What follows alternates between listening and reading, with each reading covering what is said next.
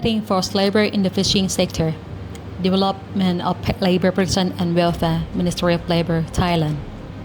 The Ministry of Labor, through the Department of Labor Protection and Welfare, has primarily responsibility for supervising and protecting workers, including Thai workers, foreign workers, child workers, workers with a disability, maritime workers, and marine fishery workers, ensuring that they receive the benefits prescribed by law and enjoy a good quality of life. The fishing industry is considered a high-risk industry for child labor, forced labor, and human trafficking.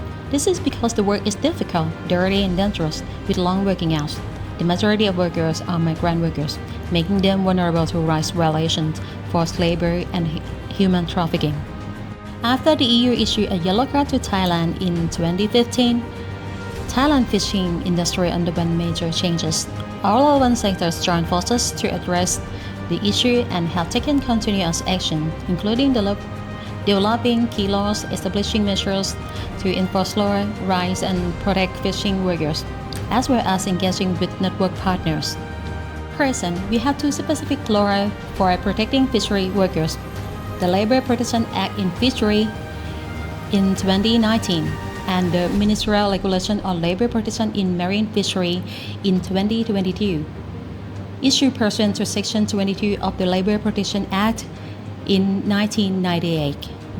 As mentioned earlier, the law provides the rights and protections of fishery workers, such as the right to a rest period of at least 10 hours in a 24-hour period, the right to receive an employment contract in a language that foreign workers understand, the right to annual leave, the right to sick leave with pay, and the right to receive wages not less than the legal minimum wage in Thailand, paid at least once a month through a bank account. These rights provide equal protection for workers of all nationalities without discrimination. This includes the right to health insurance and the right under Worker Compensation Act to provide protection to workers in the event of accident, injuries, disability, death, or disappearance due to work for the employer. About the law enforcement, we have established a policy to conduct labor inspections to protect marine fishery workers, both before they leave for fishing at the port, during fishing at sea, and after returning from fishing in the port. Continuing with related business, this is done by integrating with relevant sector to inspect employment conditions, working conditions, welfare, and living conditions on the ship, as well as interviewing workers with the interpreters to communicate with them in their language.